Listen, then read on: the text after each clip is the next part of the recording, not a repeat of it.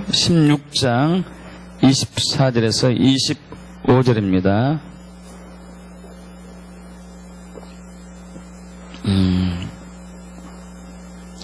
지난 시간에 이어서 또 금식에 대해서 8번째 시간이 되겠습니다. 오늘 설교 제목은 자기 십자가를 지게 하는 금식입니다. 자기 십자가를 지게 하는 금식. 말씀 합독할까요? 이에 예수께서 제자들에게 이르시되 누구든지 나를 따라오려거든 자기를 부인하고 자기 십자가를 지고 나를 따를 것이니라. 누구든지 제 목숨을 구원하고자 하면 잃을 것이요 누구든지 나를 위하여 제 목숨을 잃으면 찾으리라. 아멘. 우리 지난 시간에서는 자기 부인과 금식에 대해서 나눴습니다. 지난 시간도 마태복음 16장 24절과 25절의 말씀을 가지고 나눴죠. 여러분, 그리스도인에게 있어서 자기를 부인하고 자기 십자가를 지는 것만큼 중요한 것은 없습니다. 이것이 우리의 모든 신앙의 전부입니다. 자기를 부인하고 자기 십자가를 지는 것.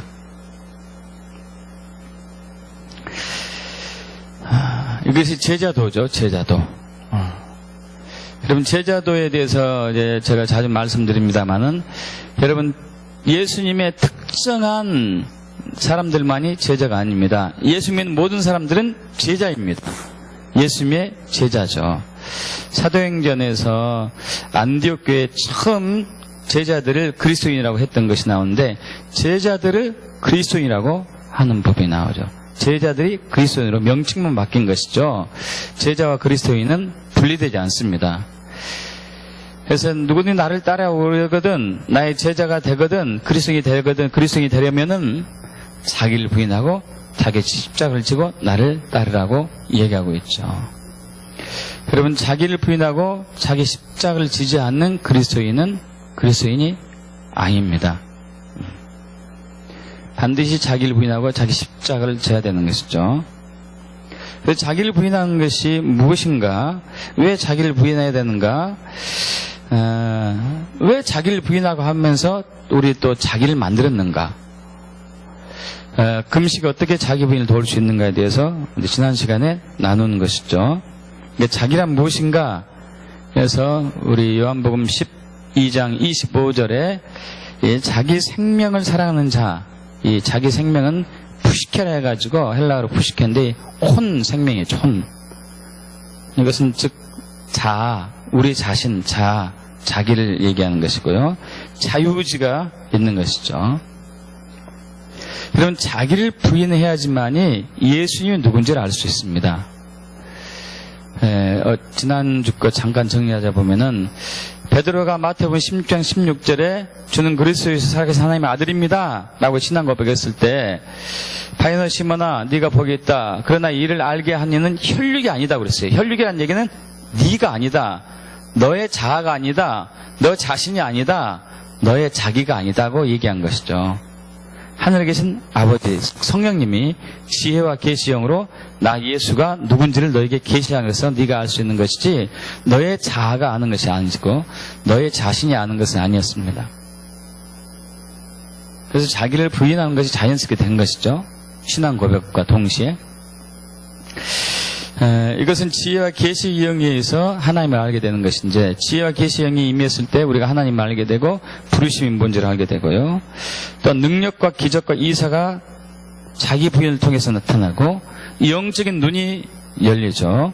하나님의 관점으로 성경을 보게 되고 하나님의 관점으로 하나님을 보게 되고 하나님의 관점으로 나를 보게 되고 하나님의 관점으로 세상을 보게 되는 영적인 눈이 열리고요. 또 영적인 귀도 열립니다. 하나님의 음성을 듣는 귀가 열리죠. 하나님의 음성 듣는 게 열려야지만이 우리가 100배, 60배, 30배 열매 맺는 삶을 살 수가 있습니다. 하나님의 음성 듣는 게 열려 축복합니다. 또한 영적인 분별력이 열려요. 어느 것이 하나님을 본 것이고 어느 것이 내 생각이고 어느 것이 사탄이 준 것이고 알 수 있는 영적인 분별력이 자기 부인에서 옵니다. 자기 부인하지 않으면은 자기가 드러나기 때문에 절대 영적인 분별력이 열릴 수 없어요. 자기를 부인해야지만이 영적인 분별력이 열립니다. 그리고 영적 전쟁에서 당연히 승리하게 되겠고요. 주님의 영광만 위해서 살게 되는 것이죠. 자기를 부인하지 않으면 모든 게 반대가 되죠. 주님 생각이 아니라 내 생각대로 사는 것이고, 내 관점으로 사는 것이고, 내 영광 위해서 사는 것이고, 영적인 분별력이 가려지고, 영적 전쟁에 승리할 수도 없는 것이고, 능력과 기자 이사가 잘 나타나지도 않고, 하나님을 모르게 되고, 부르심이 뭔지도 모르게 되고, 그리고 내 영광 위해서 살게 되고, 내 기쁨을 위해 살게 되고, 자아의 노예가 돼요. 자아의 노예가 되고, 육적인 생각대로 살게 되면 하나님을 대적하게 되고요. 그리고 또 이제 우리가 자아를 부인한다는 의미가 무엇인가, 자기를 부인한다는 의미가 무엇인가에 대해서 나누는데, 그것은 내가 피조물이고 하나님의 창조해 주심을 인정하는 거죠. 영적인 지혜로 깨달아가지고, 또 생명의 고등이 나에게 있지 않고 하나님께 있음을 시인하는 것이고, 이것은 또 영적인 깨달음이죠. 내가 죄임을 인정하고 회개하는 것, 영적인 깨달음에서 오는 것이죠. 그래서 예수님이 나의 유일한 주임을 인정하는 것, 이것이 자아를 부인하는 의미가 되겠고요. 이 자아를 부인하는 것을 알면서도 자아를 부인하지 못한 이유가 있죠. 자아의 특징 때문에, 자기의 특징 때문에 욕구가 있고, 자기가 높아지려고 하는 게 있고, 자기 고집이 있고, 이 욕구와 자기가 높아지고자 하는 것, 그리고 자기 고집, 이런 것이 침해를 당하게 되면은, 우리는 상처와 쓴뿌리가 생깁니다. 상처와 쓴뿌리, 내가 아프고 힘드니까 벽을 쌓게 돼요, 벽. 진을 쌓게 돼요, 진. 견고한 진. 이 견고한 진이 바로 우리 고린도 후서 10장 4절 5절에 나오는 모든 이론, 모든 생각, 하나님 아는 것을 대적한 높아진 것들, 교만, 이 세 가지라고 했습니다. 이 견고한 진 안에 사탄이 지배하는 영역이고, 사탄이 살고 있기도 하고, 여기에 이것이 고착화되었을 때 우리는 부정적인 편견, 부정적인 생각들과 편견에 사로잡혀서 이 진리를 바로 이제 인지하지 못하죠. 자아를 왜 만드셨는가도 나눴습니다. 자아는 자유의지, 자기 자신을 했는데, 자유의지를 통해서 주님을 높이게 하기 위해서, 로봇처럼 주님을 높이는 것이 아니라 자유의지로 주님을 높이는 것이죠. 우리가 이제 주보를 보면은 여러 가지 성경 이제 여기 주일날 순서가 나오는데, 찬송 시간이면 찬송, 일어서 찬송하고 또 앉았다가 일어서고, 로봇처럼 하는 게 아니고 정말 내 마음 전심으로부터 주님을 높이도록 자유의지를 만드셨어요. 또한 자유의지로 주님만을 사랑할 수 있도록 하기 위해서, 할 수 없이 사랑하는 것이 아니고 내 자유의지를 동원해서, 또 자유의지를 동원해가지고 주님의 주권에 순복하기 위해서. 자유의지로 순복하지 않는 것은 노예랍니다. 노예하고 종은 좀 다르다는 것을 여러분 아시면 좋겠습니다. 아마 이번 주 말고 저번 주에 주일날 설교한 게, 당신은 노예입니까? 종입니까? 그럼 종은 자유의지가 있지만은 그 자유의지를 내리면서 남을 섬기는 것이 종이라고 했었거든요. 그러니까 남을 섬기기 위해서 자유의지를 주셨다는 것이죠. 이 자유의지, 자아를 주신 목적이고, 그리고 마지막으로 어떻게 자기를 부인하는가? 여러분, 저와 여러분은 반드시 자기를 부인해야 됩니다. 반드시. 이것은 우리의 신앙이기 때문에요. 그리고 자기 부인은 저와 여러분의 의지나 저와 여러분의 힘으로 자원으로 될 수 없는 성질일 것이에요. 십자가를 통해서 저절로 돼요. 십자가를 경험하게 되면은 자기 부인을 스스로 할 수 있습니다. 그래서 매 순간순간마다 십자가를 경험해야 됩니다. 십자가를 체험하게 축복합니다. 또한 금식을 통해서 견고한 진을 깨트려야 돼요. 내가 기뻐하는 금식은 흉악의 결박을 풀어주며 압제당한 자를 자유하게 하며 모든 멍에를 꺾는 것이 아니겠는가. 멍에줄을 끌어주며, 중간에 빠졌네요. 여러분, 이 견고한 진이 돌파돼야 돼요. 금식을 통해서. 그 사탄의 영역, 사탄도 다 물러가야 되고, 이 자유의지가 되어서, 자유하게 되어서 주님을 예배하고 사랑하고, 또한 그분의 주권의 말씀에 순종하고 이웃을 감사함으로 섬기는 것이죠. 자, 오늘은 자기 십자가를 지게 하는 금식입니다. 제자도의 두 가지는 자기 부인하는 것이고, 두 번째는 자기 십자가를 지는 것이죠. 여러분, 자기 부인과 자기 십자가는 맞물려 있으면서도 아주 중요한 것이죠. 특별히 이 마지막 때, 엔타임 때에 요구되는 신앙이 바로 순교자적인 신앙입니다. 순교자적인 신앙. 예수 믿는 순간에 저와 여러분은 순교자적인 신앙을 가지고 살아가야 됩니다. 실제적으로 예수님의 12 제자처럼 실제적으로 순교를 당한 사람도 있습니다. 지금도 많이 있습니다. 또 어떤 분은 순교는 당하지 않지만은 매 순간순간마다 순교자적인 신앙을 가지고 사는 분도 있습니다. 마지막 때에 이 신앙이 필요합니다. 그래서 요한복음 12장 24절에 여러분 잘 아시는 말씀이에요. 하나님 미리 땅에 떨어져 죽지 아니하며 하늘 그대로 있고 죽으면 많은 열매를 맺느니라. 할렐루야. 하나님 미리 땅에 떨어져 썩어서 죽어야 되죠. 죽지 않으면 그대로 있는 거예요. 아무런 변화가 일어나지 않습니다. 죽어야지 많은 열매를 맺는 것이죠.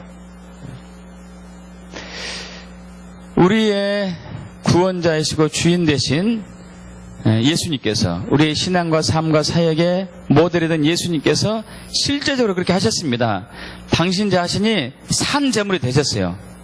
할렐루야. 예수님이 산 제물이 되신 것이죠. 히브리서 9장 26절에 자기를 단번에 제물로 드려 우리 죄를 없이 하려고, 죄는 우리 죄겠죠. 인간의 죄를 없이 하시려고 세상 끝에, 세대 끝에 나타나셨느니라. 예수님이 자신을 산 제물로 드렸습니다. 요한일서 2장 2절에 그는 우리 죄를 위한 화목제물이니 우리만 위할 뿐 아니라 온 세상의 죄를 위하심이라. 예수님이 산 제물이 되었기 때문에 저와 여러분이 구원받을 수 있는 길이 열렸습니다. 하나님의 백성이 될 수 있는 길이 열렸고 실제로 된 것이죠. 그런 믿음으로. 자, 그런데 이것을 끝나지 않고 저와 여러분들 산 제물이 되길 원하고 있어요. 로마서 12장 1절을 잘 아시잖아요. 그러므로 형제들아, 내가 하나님의 모든 자비하심을 너희에게 권하노니 너희 몸을 하나님이 기뻐하시는 거룩한 산제물로 드리라. 이는 너희가 드릴 영적 예배니라. 합당한 예배니라. 저와 여러분이 우리의 몸을 산제물로 드리는 것, 이것이 순교자적인 신앙이 되겠죠. 그래서 사도 바울은 골로새서 1장 24절에 그리스도의 남은 고난에 동참하라고 우리를 권고하고 있습니다. 그리스도의 남은 고난. 여러분, 예수님의 남은 고난의 의미는 우리가 오해로 받아들이지 않아야 되는데 예수님께서 십자가에 다 이루셨습니다. 그래서 예수님의 남은 고난은 실질적으로 없는 것이죠. 다만 그분의 고난에 참여하라는 얘기죠. 동참하라는 얘기죠.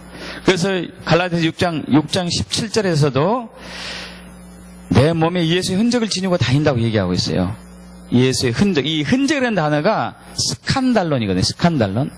이 스칸달론, 헬라어 스칸달론인데 이것은 그 영어의 스캔들, 수치 부끄러움이라는 단어가 여기서 나왔죠.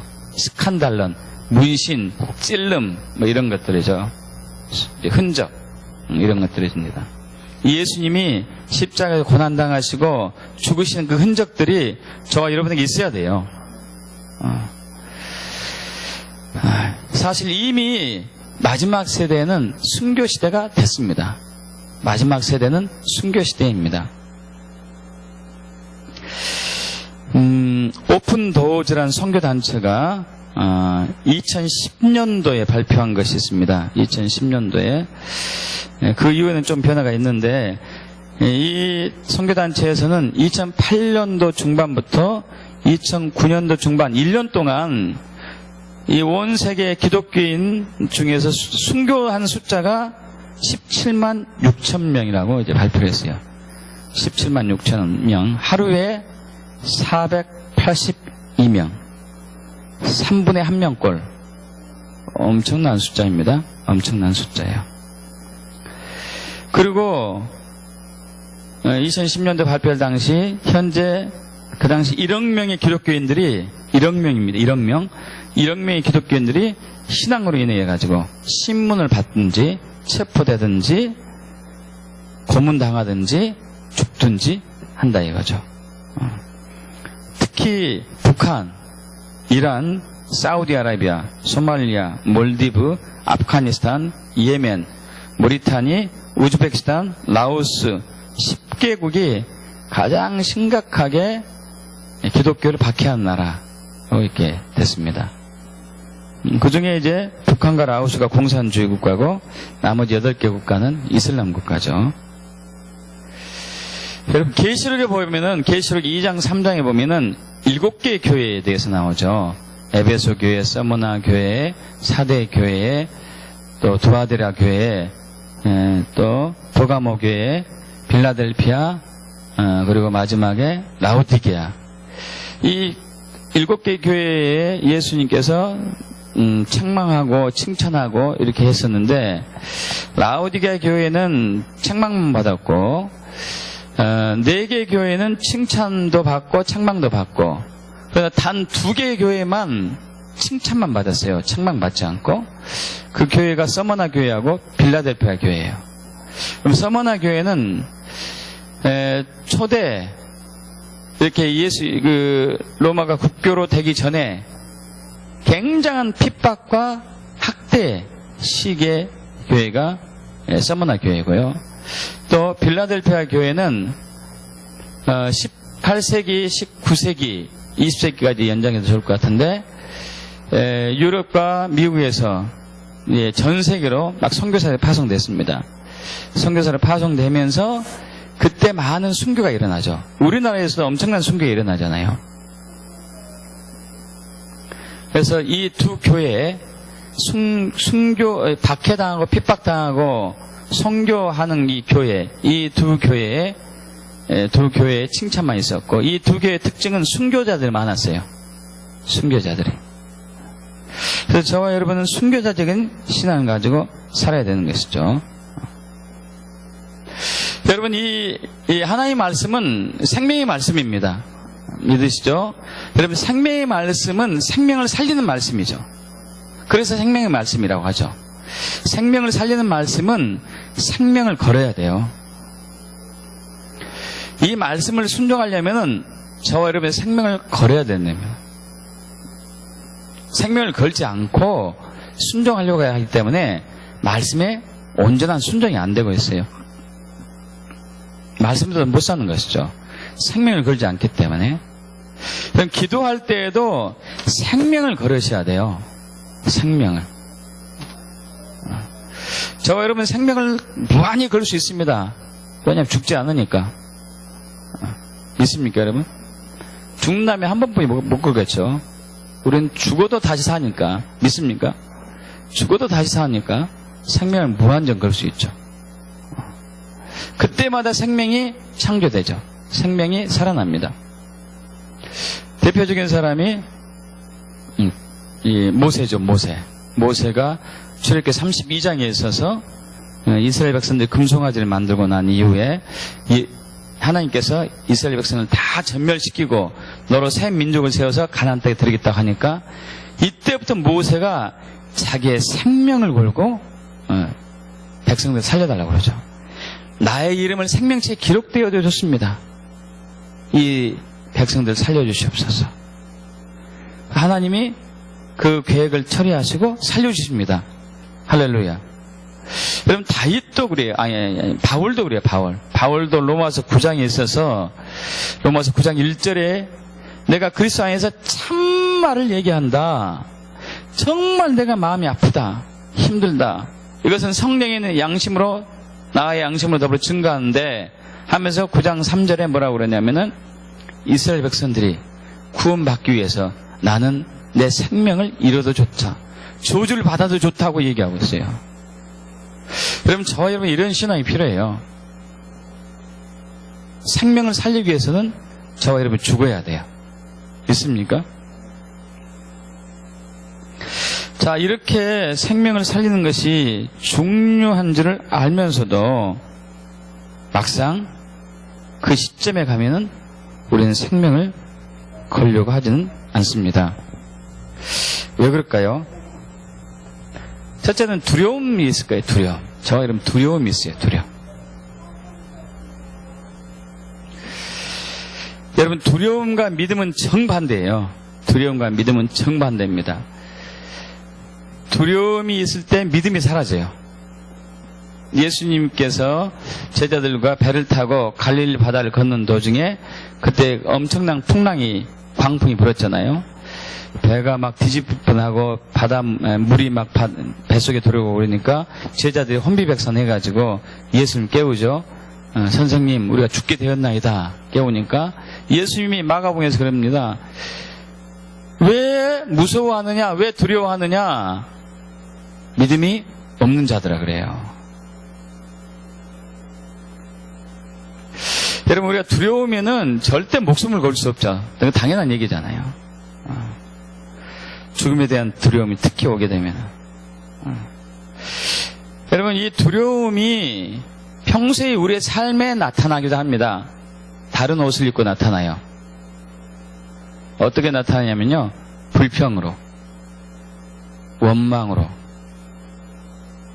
근심으로, 걱정으로, 완고함으로, 거역으로, 불순종으로 나타나요. 두려움은 두렵게 되면 말씀에 순종할 수 없습니다. 두렵게 되니까 불평해요. 두려움이 없으면 뭐가 불평이 있겠습니까? 세상 무서운 게 하나도 없는데 불평이 없죠. 불만이 없죠. 두려우면은 무서워요. 화가 나고. 두렵게 되면 화가 나요. 화. 여러분, 짐승들이 서로 싸울 때 이렇게 털을 세우잖아요. 아시죠? 갈기를 세우고 털을 세우고 발톱을 이렇게 내밀고 이 치아를 내밀고 무서운 것도 포함됐어요. 상대방을 쫓아낸 게 있지만은 무서운 것도 동반됐습니다. 무서움을 표현한 것이죠. 무서움을 극복하기 위해서 그렇게 하기도 한 거고요. 여러분, 또 자기 십자가를 지어야 되는 것을 알면서도 자꾸 거부하는 것 중에 하나는 교만입니다. 교만. 높아지고자 하는 마음. 내가 뭔가를 알고 있고 뭔가를 가지고 있고 뭔가를 누리고 있다. 이것이 빼앗길까 봐 두려운 거예요. 교만은 그거거든요. 내가 너보다 더 많이 안다. 내가 너보다 더 높다. 이것이 빼앗길까 봐 두려운 것이죠. 이 교만과 두려움은요. 교만과 두려움은 우리 십자가를 지음에 있어서 치명적인 적 중에 하나입니다. 이 교만과 두려움을 처리해야 되거든요. 교만과 두려움이 언제 가장 많이 나타날까요? 이따 이걸 좀 나누기를 원합니다. 여러분, 어쨌든 믿는 사람의 특징은, 참 믿는 사람의 특징은 두려움이 없는 거예요. 두려움이 없어요. 근심, 걱정, 염려, 조바심, 분노가 있다도 금방 사라지겠죠. 이런 것이 없어요. 이것이 믿음입니다. 믿음. 그래서 다윗이 그런 고백하지 않습니까? 다윗이 내가 사망의 음침한 골짜기를 다닐지라도 해를 두려워하지 않을 것은 주께서 나와 함께 하심이라. 믿습니까? 사망의 음침한 골짜기, 여러분 전쟁이 났음에도 불구하고 두렵지 않아요. IS가 나의 목을 치려고 해도 두렵지가 않아요. 북한 김정은한테 붙잡혀도 두렵지 않아요. 여러분, 그러한 믿음에 대해 축복합니다. 자기 십자가를 지는 믿음이 두려움이 없는 것이죠. 자기 십자가를 지는 믿음. 또 다윗이 시편 57편에 그렇게 얘기하고 있죠. 그 상황, 시편 57편의 상황은 다윗이 사울왕에 막 쫓김을 당하고 도망가다가 어느 굴에 들어갔습니다. 굴에 들어갔는데 사울왕이 알게 되었어요. 그래서 사울왕이 칼을 들고 군사들과 함께 굴 속에 들어오고 있습니다. 여러분, 이때 절대절명의 위기의 순간입니다. 절대절명의 위기의 순간. 여러분, 그런데 이때 다윗이 시편 57편 7절에 하나님이여 내 마음이 확정되고 확정되었사오니 내 영혼이 주를 찬송하리고 하나이다. 감사합니다. 야. 여러분 어떻게 이럴 수가 있을까요? 아니 창을 들고 칼을 들고 사울과 그 군사들이 굴 속으로 들어오고 있는데 내 마음이 확정되었사오니 내가 노래하고 내가 찬송하리이다. 와.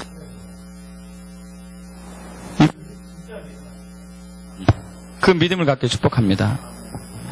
그렇게 찬송하니까 하나님이 거미를 보내가지고 동굴 안에 거미줄을 치죠. 사울왕이 들어오다가 여기 거미줄 있네? 사람이 들어갈 수가 없지. 다시 나오게 된 거죠. 이게 믿음이죠. 이게 믿음.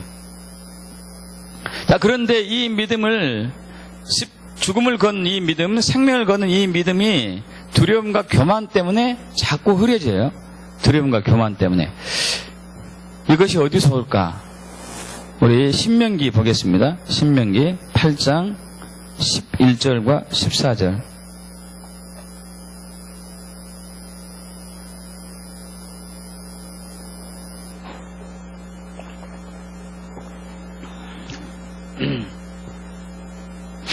함께 합독합니다. 신명기 8장 11절에서 14절. 내가 오늘 내게 명하는 여호와의 명령과 법도와 규례를 지키지 아니하고 내 하나님 여호와를 잊어버리지 않도록 삼갈지어다. 내가 먹어서 배부르고 아름다운 집을 짓고 거주하게 되며 또 내 소와 양이 번성하여 내 은금이 증식되며 내 소유가 다 풍부하게 될 때에 내 마음이 교만하여 내 하나님 여호와를 잊어버릴까 염려하노라. 여호와는 너를 애굽 땅 종되었던 집에서 이끌어내시고. 아멘.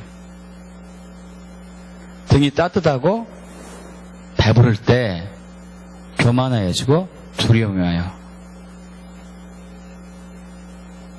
등이 따뜻하고 배부를 때.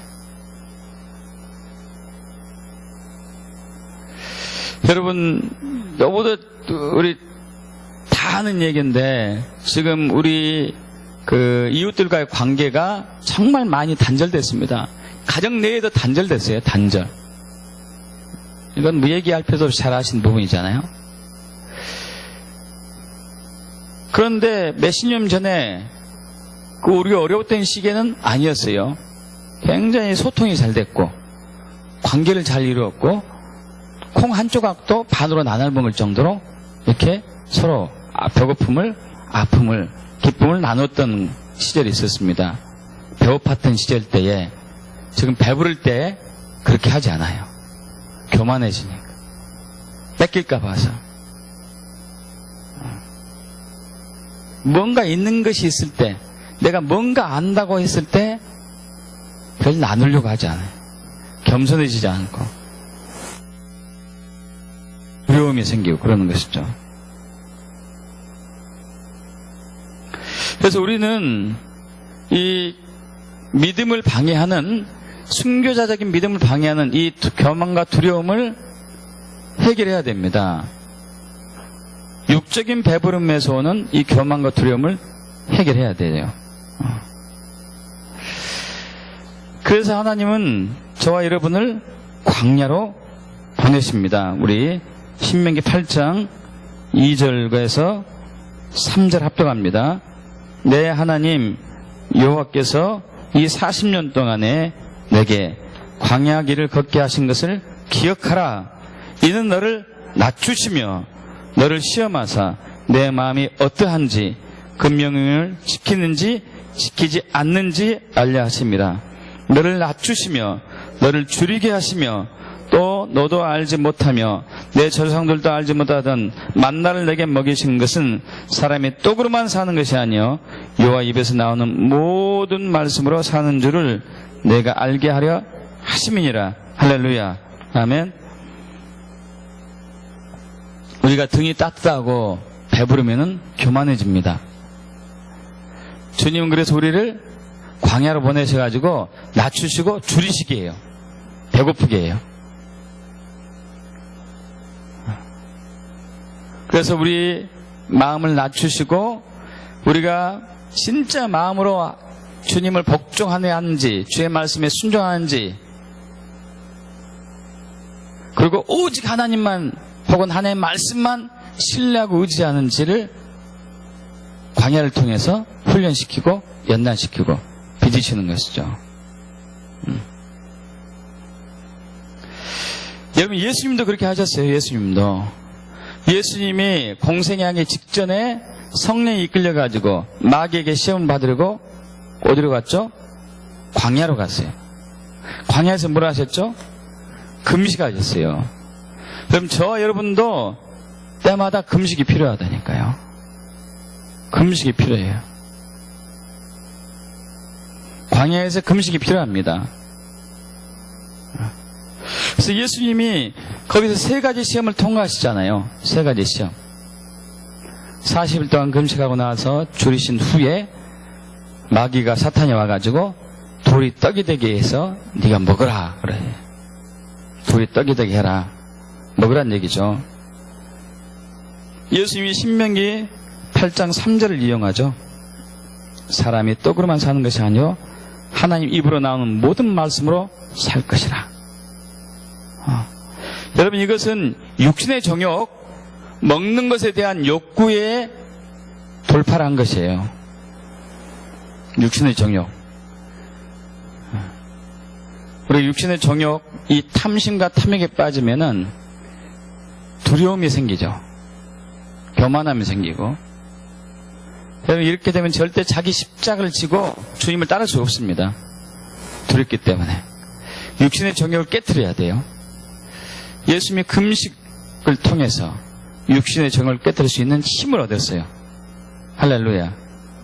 육신의 정욕. 먹는 것에 대한 욕구죠. 먹는 것에 대한 욕구. 가끔 드리는 말씀입니다만 요즘 저와 여러분 진짜 잘 먹어요.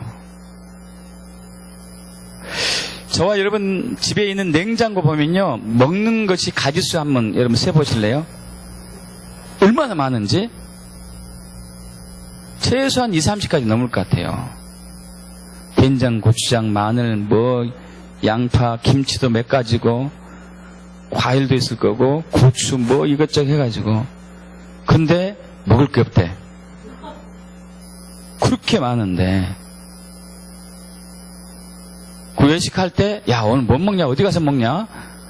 이 동네는 먹을 것이 없어. 식당이 널려 있어요. 널려 있었는데 먹을 게 없대요. 얼마나 높아졌는지 몰라요. 얼마나 교만해졌는지.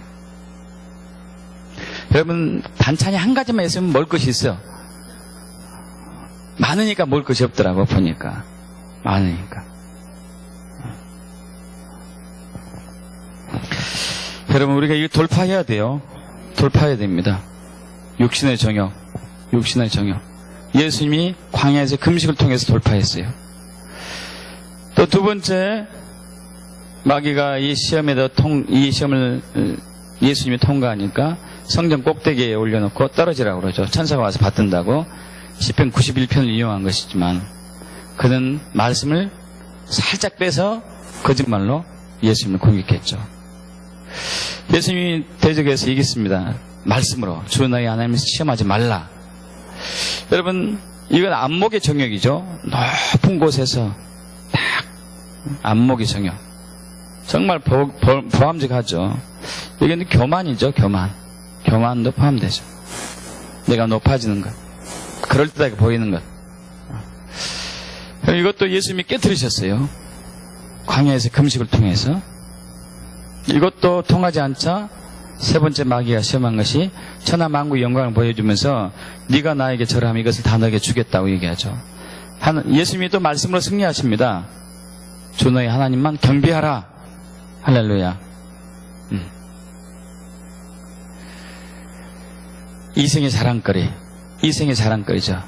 요한 우리 1서 2장 16절에 나오는 육신의 정욕, 안목의 정욕, 이생의 자랑거리를 다 통과한 것이죠. 이것도 교만에 포함되겠죠. 교만에. 반대로 저와 여러분이 여기에서 항상 흔들려요. 육신의 정욕, 안목의 정욕, 이생의 자랑거리 흔들려요. 그래서 두렵고 교만함이 생기고. 자꾸 변화되지 않아요. 자꾸 옛날로 돌아가요. 옛날로 돌아갑니다. 변화되지 않고 옛날로 돌아가고, 변하려고 하고 싶지만, 변화되고 싶지만 잘 변화되지 않아요. 여러분, 변화될 때 가장 중요한 것이 있습니다. 죽어야지 변화돼요. 죽지 않고 변화될 수 없어요, 여러분. 우리가 산 채로 변화되려고 해서 그래요. 산 채로 변화되어서. 살아있는 채로 변화는 안 돼요. 예수님이 십자가에서 죽지 않고 저와 여러분의 죄를 구원할 수가 없었습니다. 돌아가셔야 했어요. 고난받으시고 돌아가셔야 했습니다. 그때 저와 여러분의 죄된 육체가 죽었습니다. 믿습니까? 죽어야지 새로운 생명이 태어났어요. 죽은 후에. 근데 자꾸 우리가 그것을 이론적으로 알고 있고, 그리고 변화돼야지 하면서도 변하지 못한 자신을 보고 자책하고 책망하고 후회하고 정말 우울해지고, 나는 왜 이러냐 이렇게 합니다. 여러분, 죽지 않고 변화되는 수는 없어요. 죽어야지 변화됩니다. 죽어야지 새 생명이 태어나요. 믿습니까? 죽지 않는 신앙은 가짜 신앙이에요. 자기 십자가를 지지 않는 신앙은 가짜 신앙이에요. 죽어야지 변화됩니다. 죽는 자는 두려움이 없습니다. 죽은 자가 무슨 두려움이 있겠습니까? 그죠? 형무소에서 가면은 사형수가 제일 힘이 세잖아요. 사형수 말을 다 듣잖아요. 조폭두목도 사형수 말은 들어요, 거기서. 죽음에 대한 두려움이 없으니까, 사형수는. 이왕 죽을 거, 되는 게 없겠죠. 이왕 죽기 때문에. 죽는 사람은 교만할 수 없는 것이고요. 여러분, 그래서 우리가 십자가를 바라보면서 자꾸 나의 죽음을 확인해야 되고, 금식을 통해서 육의 배부름을 자꾸 처리하셔야 돼요. 이 육의 배부름이 교만함으로 이어지고 두려움으로 이어지면서 내 십자가를 지지 않게 한다니까요. 자꾸 이생의 자랑거리, 육신의 정욕, 안목의 정욕에 치우치게 만들어요. 육신의 배부름이. 그래서 우리는 금식을 통해서 십자가를 바라보면서 해야 돼요. 금식하면서 십자가를 의지해야 돼요. 금식하면서 예수를 바라봐야 돼요. 그래서 거기서 죽어갔을 때에 우리의 죽음을 통해서 수많은 생명이 살아날 걸 믿습니다. 저 여러분 죽었을 때 생명이 살아나요. 저 여러분 죽지 않고 살 수 없습니다. 후쿠시마 다케시 여러분 잘 아시는 분이 아시죠? 일본 사람인데 공학자로서 회사에 굉장한 이제 공학 박사여서 회사에 충성하고 있었는데 어느 날 그 육신이 죽었습니다. 예수를 만났죠. 한 번도 예수를 들어본 적이 없는데 예수를 만났어요. 그가 다시 살아났는데 완전히 변화됐죠. 그가 쓴 책이 육이 죽어 영이 산 사람. 육이 죽어 영이 산 사람. 여러분, 저와 여러분은 죽었습니다. 십자가에서. 믿습니까? 죽은 자는 교만할 수 없어요. 죽은 자는 두려움이 없어요. 죽은 자는 부활만 있습니다. 할렐루야. 죽은 자가 변화되는 것이고요. 여러분, 시시로 금식하시기 바랍니다. 자꾸 육이 배부르게 해서는 안 돼요. 우리 입이 얼마나 교만하겠습니까? 아까 말씀드렸죠. 냉장고에 먹을 것이 산더미 같은데도 먹을 것이 없다. 식당이 우리 주변에 널렸는데도 먹을 것이 없다. 이건 교만을 친 거죠. 그렇게 냉장고에 많은 것은 주님의 은혜죠. 우리 주변에 음식점이 이렇게 많은 것도 주님의 은혜고요. 할렐루야. 있습니까? 자, 우리가 나를 부인하고 나의 십자가를 지는 제자도가 되기를 축복합니다.